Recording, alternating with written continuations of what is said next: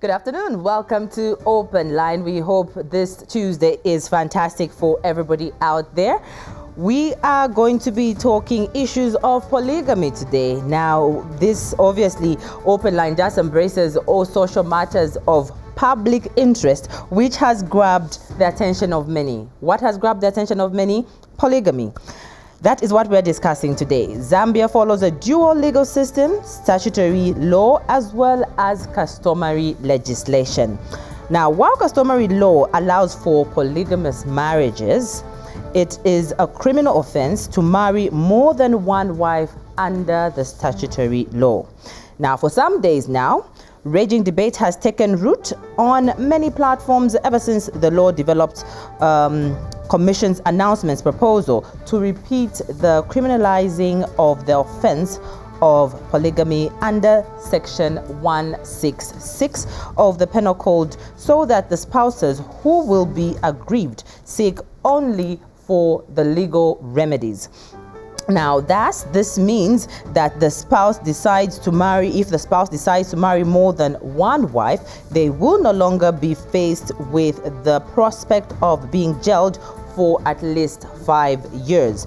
The major question which has arisen out of this is whether there is anything wrong with polygamy.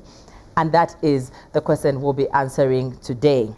And to help me answer this, we have amongst our guests Reverend Dr. Lordwell Siame, Bishop of Lusaka Presbytery. Thank you so much for coming through. Good afternoon. How are you? I'm okay. Good afternoon, and good afternoon, our viewers out there. All right. We have Gordon Muchemwa. He's a traditionalist as well as a marriage counselor. Good afternoon. How are you? Good afternoon. How are you? And how are the viewers out there? Thank you very much.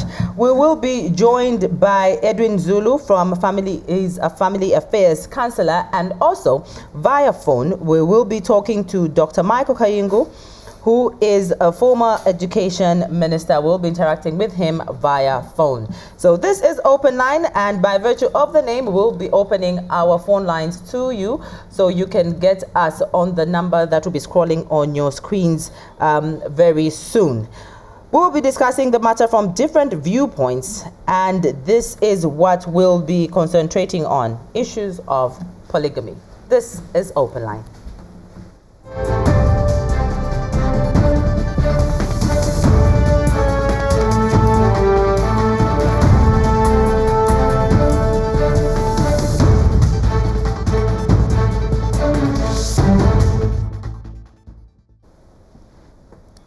Welcome back. This is Open Line. If you did not get to hear my intro, we are talking issues of polygamy. Now, let's start by seeking to understand your interest in this matter and why you feel, affected by the issue of polygamy. Let me start from you, coming this way.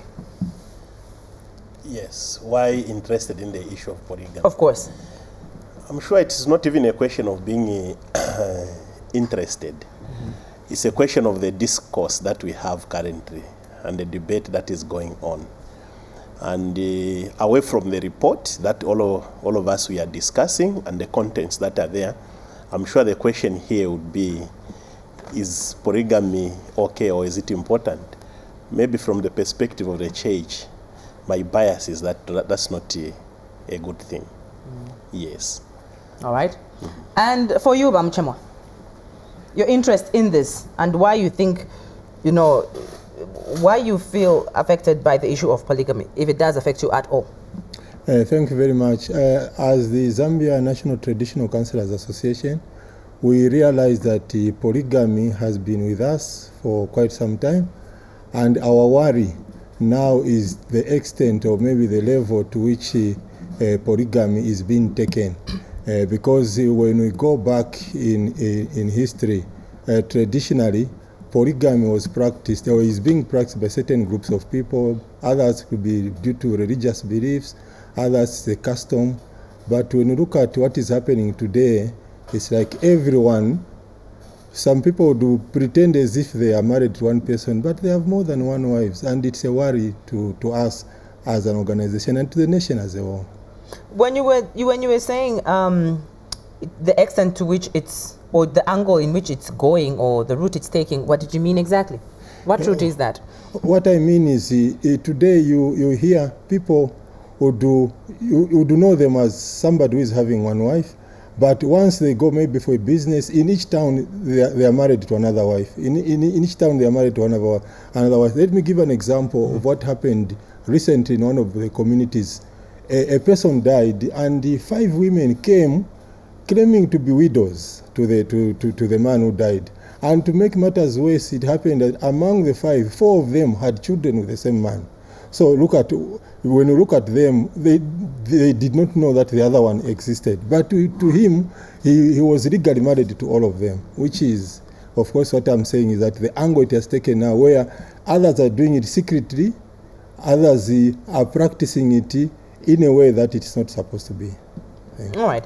So, why do we have so much mixed feelings? Because already here I have already 2 opinions. Why do you think we have these mixed feelings, and what really is wrong with polygamy? What's wrong with it? And I'm sure the problem is that we have mixed feelings because this touches on our emotions.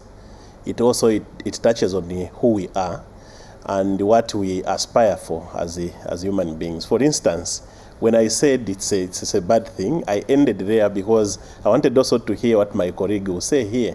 Because just from what he has said, there are 2 things that I've picked. The first thing that I've picked is that if at home polygamy is okay, why should a person hide a woman out there so that once they come out of the house, then they will go there, come back to the house? In the first place, why are they hiding? Why can't they bring that woman in the house? That's the first question I will raise. Then the second question that arises is that even people that will tell you that I've managed these women and they are okay, go and look at the kind of practices. How have they managed those women, if at all they've managed them, staying with them in the same compound or in the same house? How have they managed? I'm Namwanga by tribe, and partly my mother is Nyika. And my father is a product of polygamy. My only grandfather, who I'm named after, he married 9 women. And today, for your own information, I don't even know certain uncles of mine and aunties of mine, but he, by customary law, in inverted commas, I would say, he legally married them because he stayed with the 9 women in the same compound. But when you look at the disintegration of that family, there are issues that arise to that fact. The first issue is that when he died, people failed who get what from the things that he owned. For that matter, a person who had 9 women, he had owned 1 gun. He had plenty of cattle, but at the end of the day, there are families who feel they were deprived. Now, think of a situation if he had only married one woman. I'm sure all the acrimony that we see, that centers the whole discourse, I'm sure it would have been minimized in a way because they say blood is thicker than water. So sometimes certain practices, yes, on paper one would say this is okay, but I don't think that would be okay, because even polygamy, in biblical times, even people that you may think these are people that God loved, it is a source of pain. Look, I'll be getting to the Bible and the biblical point of view. Yeah. So, but Muchemwa, in his opening remarks, was talking about polygamy will actually sort out the problem of people going out to, hide and have this mistress, so to say. When he talks about having mixed feelings about this, what's your take on that?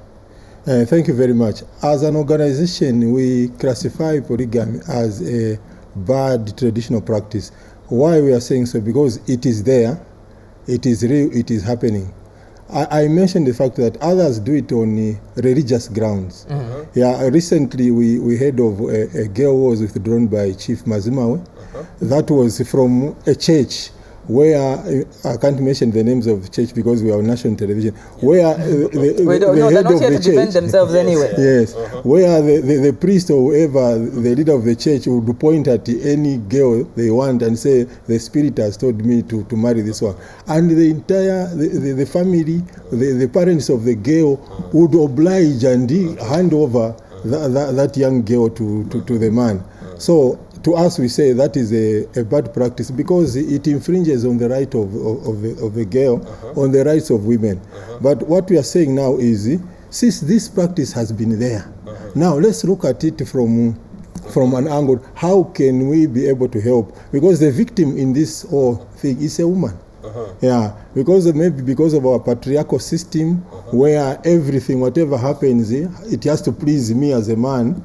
This is where you find even some tribes, like in the Bemba, where you have what they call impokereshi, where someone is just given a wife because he has been a good man, because he has embraced the family and so on. So to us, these are bad cultural practices, but they are there, they are happening. They're happening. Yes. Mr. Muchemwa is saying they're happening.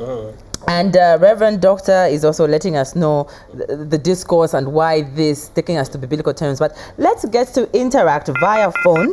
Former Minister of Education, who is a polygamist himself, Dr. Michael Kaingu. He has been in a polygamous marriage for 32 years. Let's get to interact with him and hear from the point of view of somebody who is in it.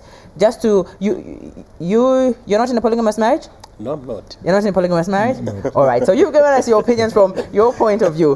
Let's get to the phone and interact with him. We'll be interacting with the former education minister, who is in polygamous marriage. We'll be bringing him in. Dr. Michael Kaingu is who we'll be talking to via phone. So, gentlemen, before we bring him in, you were talking about getting us to the Bible and how polygamy now occurs and unfolds in the Bible. I will zero in where he said others do it for religious reasons. Yes. Before I even go to the Bible, when you look at the African context itself, John Mbiti described an African as notoriously religious. So whatever we do, what we eat and what we say, it has some religious intonation. So even an African can argue that they are doing that maybe from a spiritual world they've been instructed to do such kind of a thing. But coming to the Bible, I'm sure there is debate that arises. Even my colleague, when he mentions there is a church whose priest is the one in the forefront to apportion who gets married to who, and how many women one is supposed to have. All those, they justify their actions using the Bible, because most of them are people who confess that they are Christians. If there is one contentious issue that all of us, we are still grappling with, it's the Bible and how we interpret it. Because it depends with the lenses that one is using to look at the Bible. But I will be a bit scientific, being a biblical scholar. If one asked me a question whether the Bible forbids polygamy, outright I will say yes, it's forbidden. Because if we look at the 10 of events from the Bible, in the first place, when you look at Genesis chapter 1 and Genesis chapter 2, it talks about the creation and the intention that God had from the word go on marriage. For God, marriage was for a man and a woman, because we are told Eve and Adam were created. Yes. After that, chapter 3 of Genesis talks about the fall of man. And thereafter we see what happens. And the first person in chapter 4, I think, is a first person to become a polygamist. We see that person coming. Then we see Abraham, we see the rest, and others are coming. Now, when we look at the Old Testament, there are two things that come out clearly. The first thing is that there are those who actually enjoyed the polygamous kind of relationship. But what is it that came out of there? Do we find a scripture outright that says God ordained such kind of a marriage and he said, no, what you've done is correct? Do we see it? Because what we see, it's acrimony at the end of the day. Because at the end of the day, before we get into the details of, the repercussions and the ripple effect of what now, going polygamy to the has New to do. Testament. Hold your thought on the repercussions. Because the repercussions also get us into another phase of our discussion. Let's talk to Dr. Kaingu, who is former Mwandi MP and is in a polygamous marriage himself, 32 years. Good afternoon. Thank you so much for coming through. Dr. Kaingu, how are you? Hi, good afternoon. How are you? I'm fine, thank you. How are you? I'm very good. All right, great. You've been following this, and I know that you are going to be talking from a point of view of what you are experiencing. Give us that firstly, and maybe how you got into this sort of marriage. Maybe we start from there. I haven't been really following, but I've just been engaged by blankly. All right, no problem. Please go ahead. But I have listened to the two gentlemen, and I want to make a correction that I have been married, happily married to my two beautiful wives for 35 years. 35. All right. Yeah. I correct. Yeah. Add on to 3 from what I said earlier. 35 years. Yeah. How has that been? How has the experience been? How it started and how it's going? Well, very well. We wouldn't want to add another person. I think we are happy, the three of us. We have enjoyed the life for 35 years, and we have children, and we have taken our children to school. We have lawyers, we have doctors, we have engineers, we have accountants. Yeah. So we have.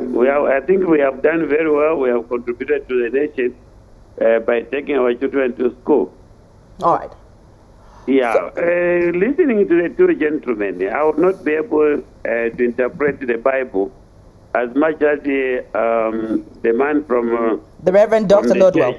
The Reverend is able to interpret. I read the Bible too, and I have a fair understanding of the Bible. And I strongly believe that Christianity is founded on the Bible, both the Old Testament and the New Testament. You cannot read and understand the New Testament without understanding the Old Testament. And the Reverend has clearly stated that in the Old Testament, men married as many women as they could. Yes. Our problem here in Africa, particularly Zambia, is the weak culture. Our culture is very weak. And the paradoxes and the dichotomies of weak cultures is that you copy from other cultures, even what you don't understand. And that's what is our problem. As long as our cultures are going to be weak, we are going to fall prey to the cultures which are coming. When we talk about the global village, what they are actually saying is that they want to permeate their cultures into our cultures. How and then because our cultures are weak, we intend to copy everything that is coming from outside. Our people, I'm not saying that all cultures have element of polygamy, but our people generally in Africa, we're marrying more than one wife. All right. When you talk about how getting other cultures and incorporating them in ours can sometimes dilute the issue of polygamy, when you throw it in what you're talking about, where does it sit? Where does it fit in the radar? Well, you are having a problem. We are trying to balance our culture, our culture with the Bible. As soon as you do that, then you are going to have a problem, because our cultures are not based on the Bible. Although we are Christians, we claim to be Christians, we have our own cultures which are not enshrined in the Bible. I have Ms. Muchemwa here who, in our conversation when we started, the program, was talking about how polygamy has been among us, which you are also saying, Dr. Kaingu, but he says then the women become the victim in this situation. Your comment on that? Yeah, we're talking about the victim. Yes, when we discuss like that, it can be actually emotive in some cases. If the partners don't handle these things very well, you see, these are actually individual matters. For me, I can say I'm happily married to two women, but it may not be the same. Some people cannot even manage a monogamy relationship. Some people cannot even manage girlfriends. So it is a question, because I think what we are trying to do is, some people are saying It's a question of fidelity. If you have more than one wife, then it means you are unfaithful to your partner. Far from it. You see, the question of we must separate lust and heart-centered love. Heart-centered love is different from lust. You understand? What it is that when you love and you love people from the bottom of your heart, it will be different from if you are just interested in making love to them. So I have to say, I'm sorry to use that word, but that's what is happening. What Mr. Muchemwa is saying is true. What is saving marriages today is the ignorance. It's not because people are faithful to their partners. No, it's the ignorance that the other partner, most partners don't know what their partners are doing. Okay. Today you can call me and say, let's hear from Mr. Kaingu, Dr. Kaingu. I can tell you that there are many other men or many women, especially today, actually, it cannot only be left to men alone. There are actually women who are in this, with multi-relationships. So today, it's very, very difficult. I was telling Franklin that there's a small book that I want to write and finish. And it comes in a question, should we tell him or should we tell her? Because as soon as she knows about what her husband is doing, there will be problem in the home. Well, we're looking forward to that book. Dr. Kaingu, hold on, because I want us to have this conversation with you as well. We'll bring in the other two gentlemen who are in studio with us. Please feel free to jump in where you feel you want to throw a comment. We'll be coming to you. We are interested to hear the love story of 35 years in a duo situation. Tell us about how that started. But hold on to your line while I come back to you gentlemen. Here's somebody who's happily married in a polygamous marriage. It seems to be working okay. 35 is actually more than working okay for me. And what are you saying about them with your views that you gave us earlier? Muchemwa. Yes, I all right, go ahead. Reverend Doctor. In as much as I appreciate and respect the views of Honorable Kaingu, maybe each and every person, they have their own preferences and biases. But above all, I'm sure there is a way in which for us to coexist, there are fundamentals that we have to put on the table for us to have a proper society and for us to govern ourselves properly and for us to live at least in a way that is acceptable for all of us. I'm not saying the life that is living is not acceptable. I cannot be judgmental. He has his own reasons why he has taken that extreme. Like I told you in the first place when I started interpreting about the Bible, I said the Bible is interpreted by many people in different ways, depending with... And you did say categorically that the Bible about polygamy does not allow, eh? Or to get that clear. For me, you, when I read with your lenses, and the lenses that I borrowing use... your words, with your lenses. Yes, definitely. With the lenses that I use, the Bible does not allow that. Mm-hmm. And where I'm standing is that when you just talk about the creation story, where God just created one man and created one woman, definitely I tend to think, if at all God created two people, and the reason why he might have created, one reason that I see in scripture is that God wanted to create someone who is suitable to a man. Now, if there were misgivings or some limitations to the woman that God had created for a man, I'm meant to believe that God would have created a second woman in order to complement this man. If two were not enough, God surely would have created a fourth one. If four were not enough, God would have created a fifth one. Yeah. Why I'm saying so, because Jesus himself, when you go to Mark 10 and to Matthew 19, when he's confronted with a question about divorce, this is what he said. What have you read from scripture?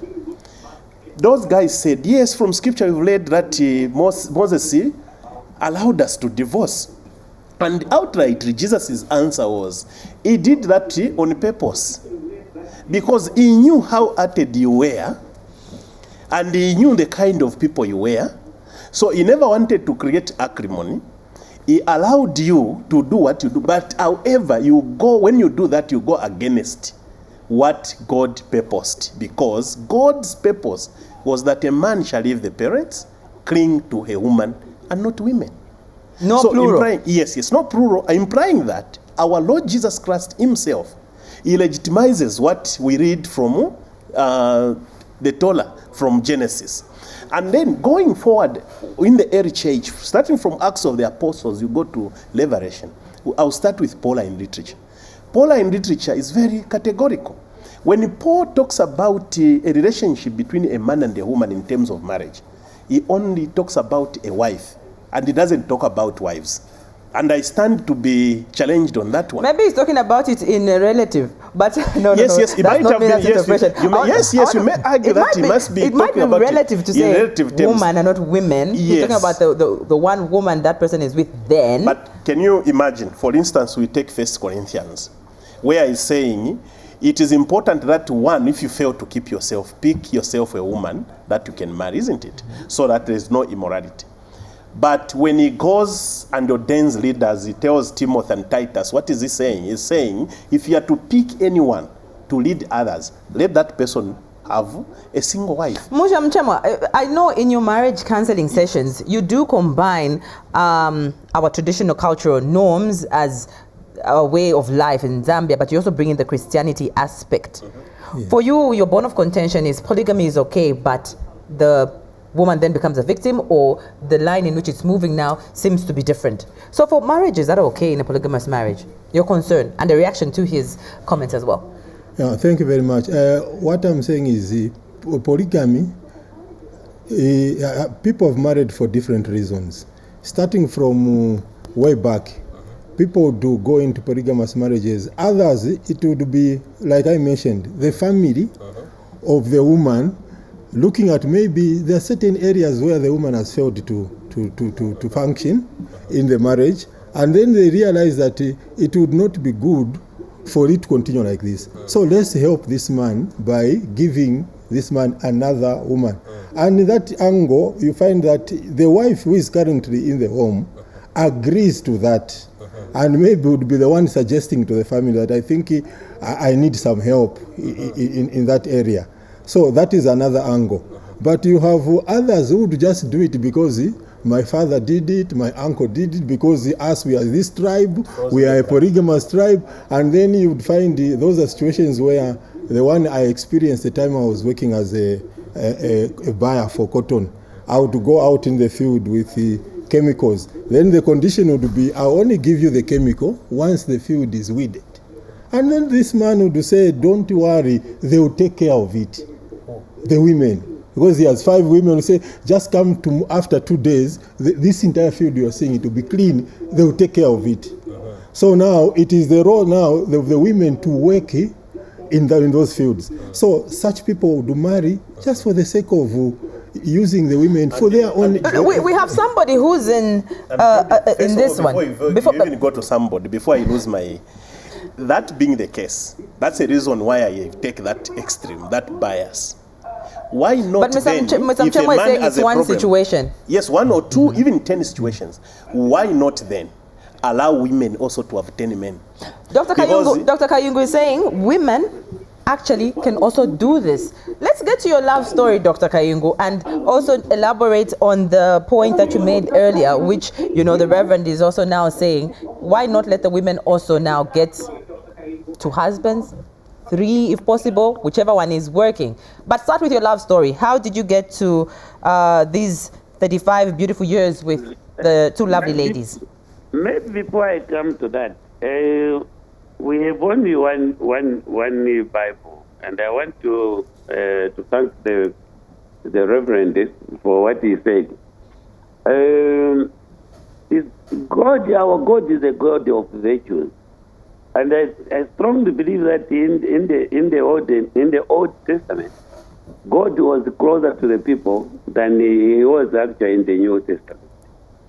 If it was not right for a man to take more than one wife, God would have stopped it.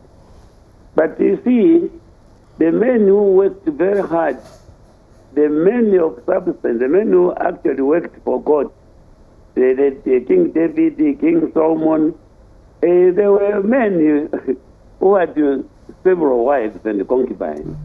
And I'm sure if it wasn't good, God would have stopped it. God was closer to those men than he is close to us today. For me, I wanted, and I no longer want, because I no longer want to have children. I wanted all my children to be born out of wedlock, and I wanted them to be in my home. And when unfortunately my second wife got pregnant, I called my wife. I told her, look, I don't want you to hear this from other people. You know, I was as honest as possible, and I think that's where most people are failing, because they want to be dishonest. They don't want to be as open as possible. I called my wife. I said, I don't want you to hear this from other people, because your colleagues, you know, your peers will be laughing at you, because they know that you don't know. So hear it from me. This is what has happened. And you know, my wife was not happy.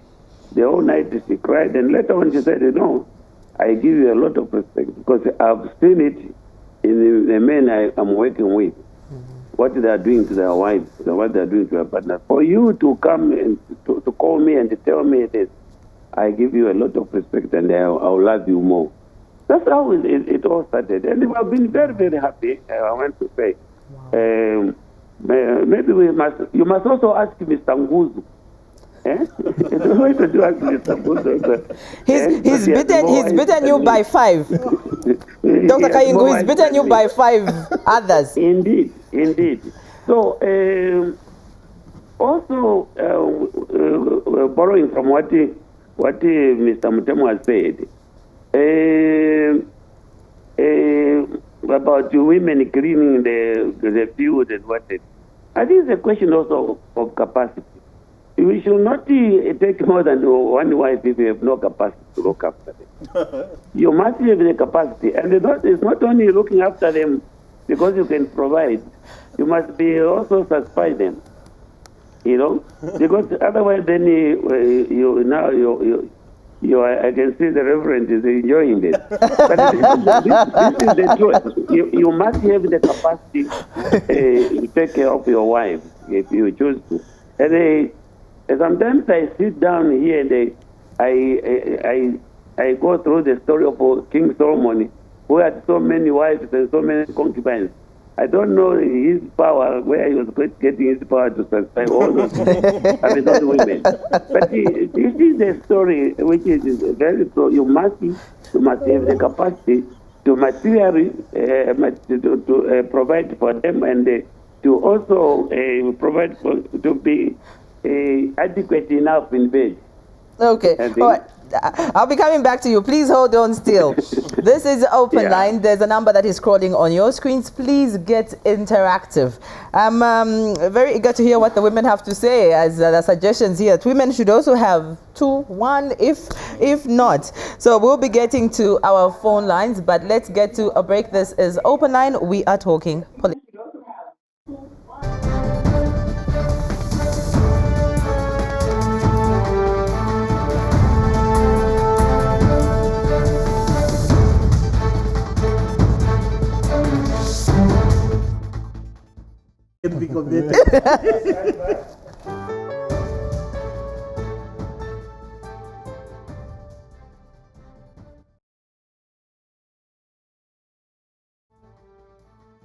It is All Issues Polygamy here in studio. We are coming to you live from the Mass Media Complex.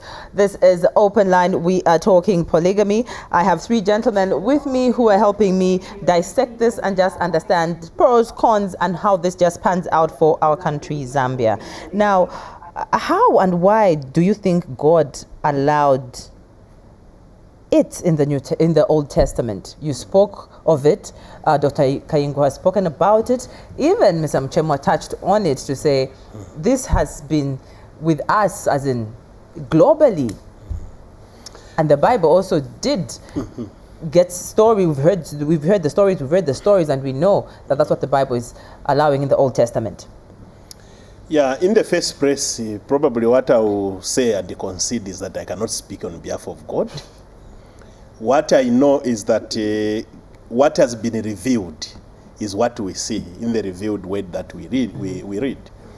But I've never come across the Bible where it is said God actually ordained and accepted that what those gentlemen did was the right thing to do. But what we see when you read clearly shows that even God himself might have detested the practice.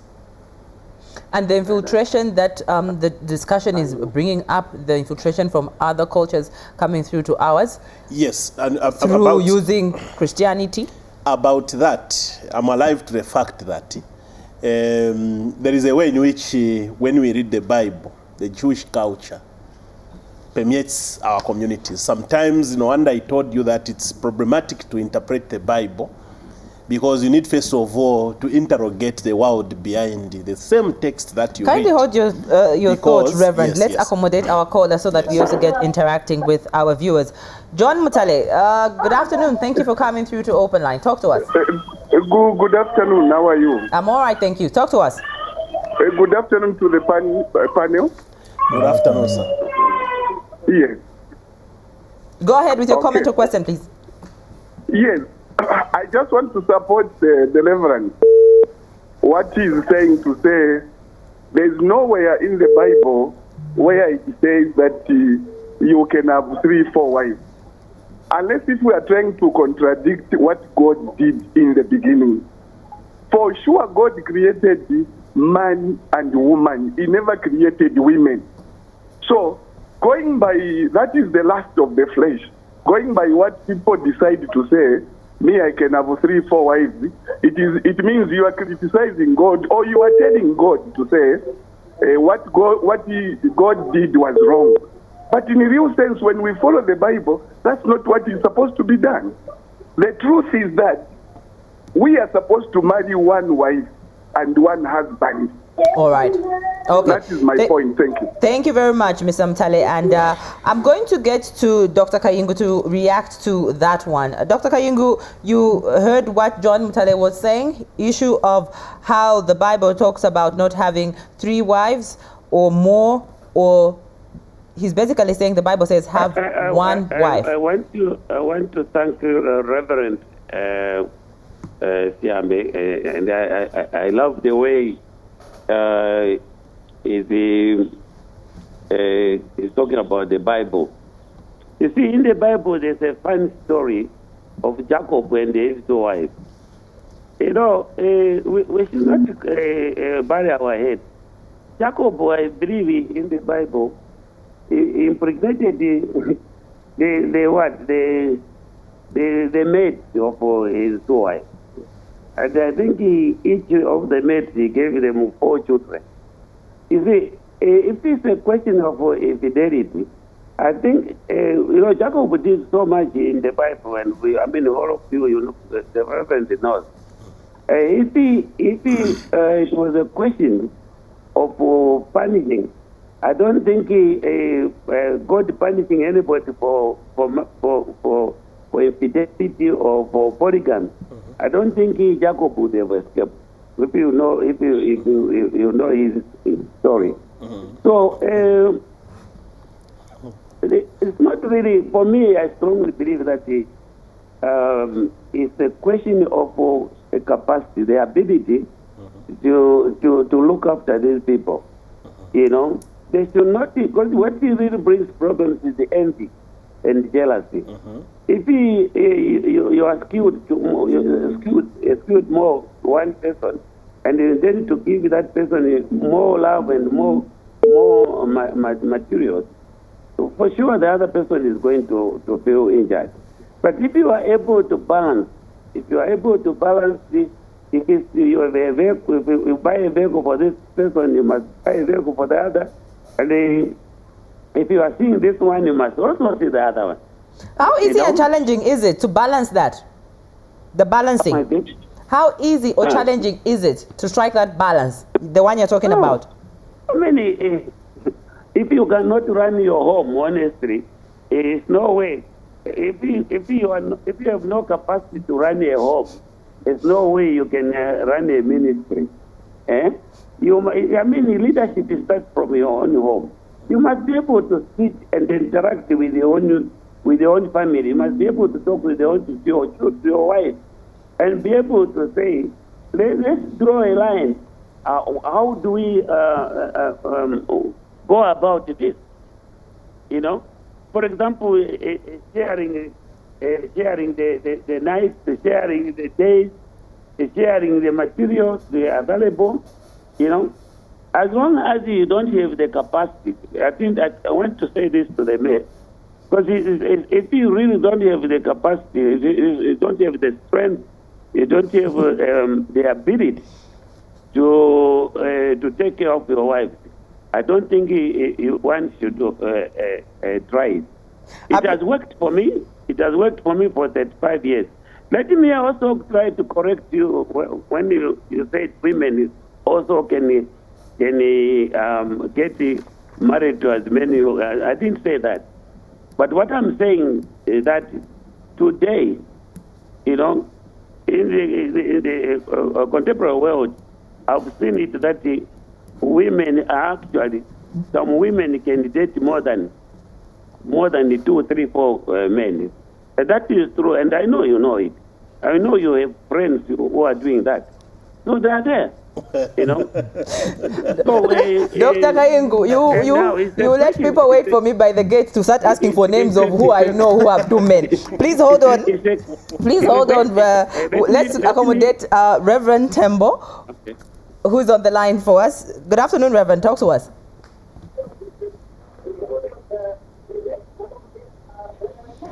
Yes. Hello, Reverend. Talk to us. Hello. How are you, madam? Fine. Reverend, move away. Kindly move away from your TV or reduce the volume so that we talk effectively. All right. Yes, Or else we have echoes. Gone out of the TV? Yes. Okay, I've noted. All right. Thank you, Reverend. Talk to us. Thank you very much, madam. I'm hearing what's going on there. What about polygamy? There are multiple ways for more. If you go in the Bible, yes, Solomon had many wives. If you go to also Old Testament, find out that Elkanah had married 2 wives. Now, the reason why Elkanah had married 2 wives, yes, like what the other gentleman who said that because of circumstances, yes, when one, maybe the wife is unable to conceive, then it's like they sit down and think of marrying another wife due to that woman who cannot bear a produced child. So they could give out a woman so that man should have a child or produce a name in the family. Then now it comes also to Abraham. It happened also in the same way. Yes. That was in the Old Testament. It is going to happen like that. But with me, I'm not supporting polygamy. Okay. Polygamy. Thank you very much, Reverend. He's talking about the story you gave where, you know, in the Bible, and he's also citing examples. Yes. I appreciate very much, Reverend Temba, for coming through. Please keep watching and get some comments on what they're going to say to your comments. But, you know, when I hear that, and I think of countries in Africa, like Kenya, they've allowed this to emulate, to be one Africa. First, I'll start with Mr. Muchemwa, your comment on that, then I'll come to you, Reverend. Thank you very much. The similarities in our cultures. Yeah, when you look at cultures, there are indeed some similarities. Some cultures, they believe in polygamy. Other cultures, people do, like I mentioned, there are certain reasons why people would go into marriage. The example he gave about Abraham in the Bible, where it was the wife who suggested that Abraham takes the maid, because that is how some people end up in Reverend, if the wife suggests it's okay? Marriages. Me, personally, I would tell you that when I come to this table, I represent the views from a reformed theology, Presbyterian by dispensation and Methodism. Okay, let's finish his thought. Another person who come with the views with Catholicism and other views, but from the way we read the Bible, from the where I'm coming from, and the lenses that we use for us to look at that, it may be a bit different from one who's reading from lenses of African tradition and religion. Let's accommodate. Our caller is on hold. Let me just accommodate our caller. Then Muchemwa finishes his thought. Then you finish yours as well. Bo, you're through to Open Line. Talk to us. Thank you. Good afternoon. Good afternoon. And can you please have an Airtel line or MTN line? Is easier, especially when we're home done. No problem. So Bible, here the talk time is going. Talk to us right now. Yes, God did not permit polygamy in the Bible. No way did he permit that. God gave man free will, and so people are doing their own wrong things and saying it's God who permits it. When you decide to do something wrong, God will not stop it. All right. He'll let you see the consequences for yourself. Thank you very much, Imbo. Appreciate it. He doesn't allow it. Right from Abraham and Sarah, he didn't allow it. No way is it allowed in the Bible. Thank you. Thank you for your contribution. You finishing? Yes, I was talking about cultures. You find that certain cultures, from inception, long time ago, they've been accepting that. But others, we've started copying, like Mr. Kaingu mentioned about some cultures infiltrating our culture. We're just copying because we feel this is good for me. What if we copy the culture of Kenya that allows? That's what we are saying. Others are copying cultures which, at the end of the day, they fail to cope with it. For example, the issue we're talking about here of polygamy. In most situations, I'm trying to talk about the effect that it brings. Mostly you find that it is the women that are affected. And it brings this competition among women is what sometimes would lead others into doing some bad things to their fellow women. So if we took the angle of the female folk, how do they handle it? Because of this patriarchal system, it's about what pleases a man, what I feel is good for me as a man. And even the families themselves, you see, they would give me an extra wife because they feel they don't want me to marry from another family. They want whatever wealth remain within the family. They are looking at trying to please me as a man. The man. But what about the woman? All right. Yes. Okay. Let's get to our caller, our last caller. Good afternoon. You're through to Open Line. Joseph, how are you? Fine, thank you. How are you? Fine, thank you. Talk to us, Joseph. Okay.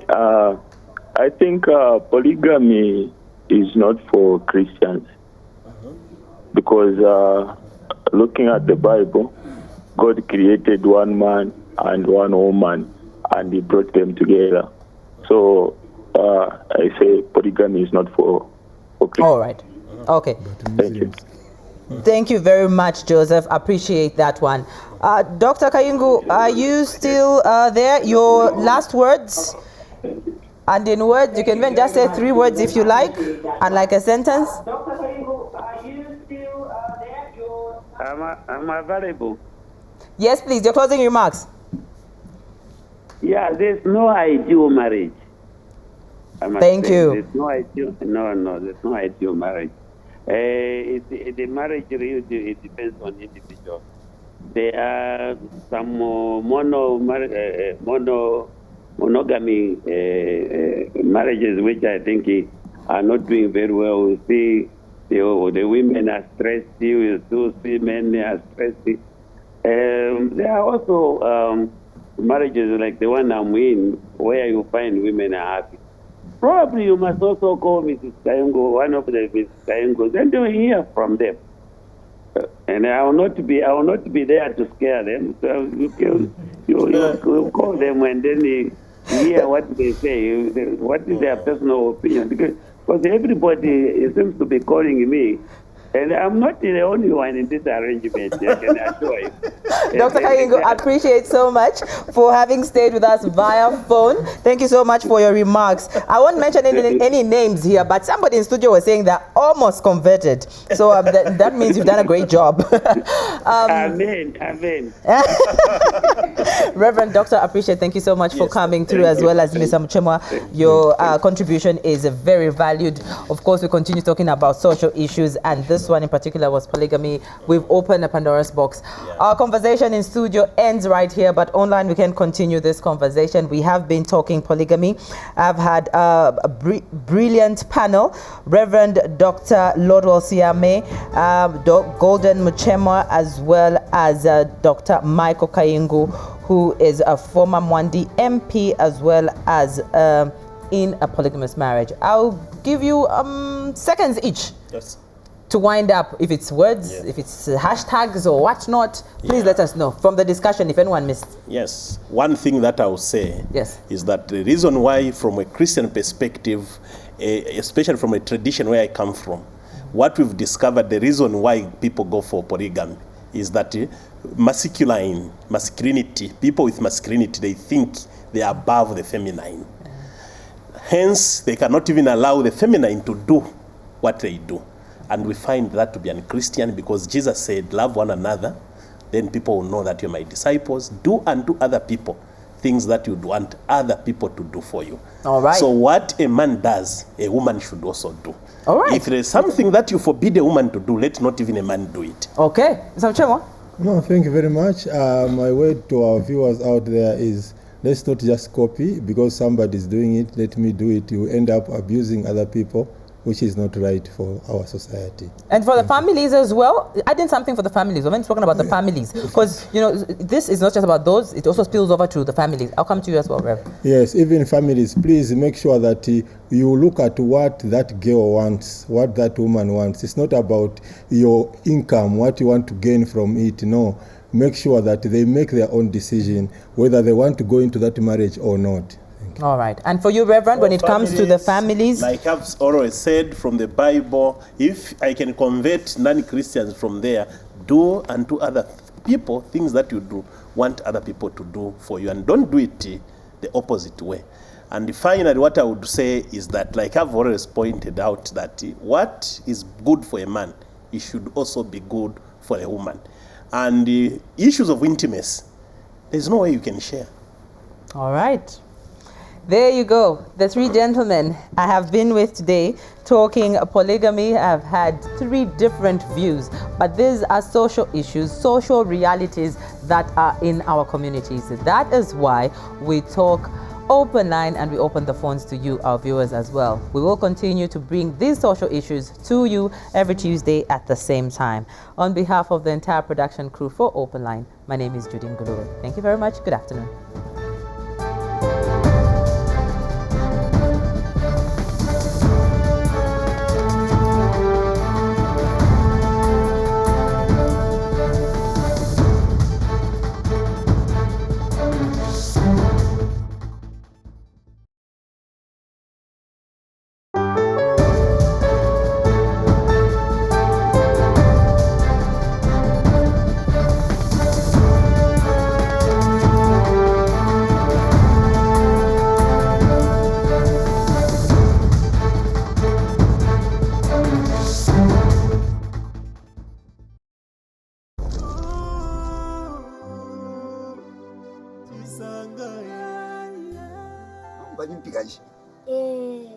Oyo mukashana wine balero ndirati waishibana nkopapiteni yeshita. Aha. Elio nakwate fumu ili amyesh 5 mwali walimomba nokuva mwacho ekubombo kofa tufayo ekwawo kana sebana 5 nomba kabiri bena po ba muishibira papitira myeshita. Mbeba mayo ine ningwipusha paropene nokota ndai pusha mbeba mayo ati kumonkwetelia batata bali mebezo tawakwatira punangoni ulio umuchinshi uwakobati ndi mkalamba ifine umbo na pamutu echalenga. Send them a point. 1. Iwenga wasumi na ine umwewo. You are a queen. Tisanga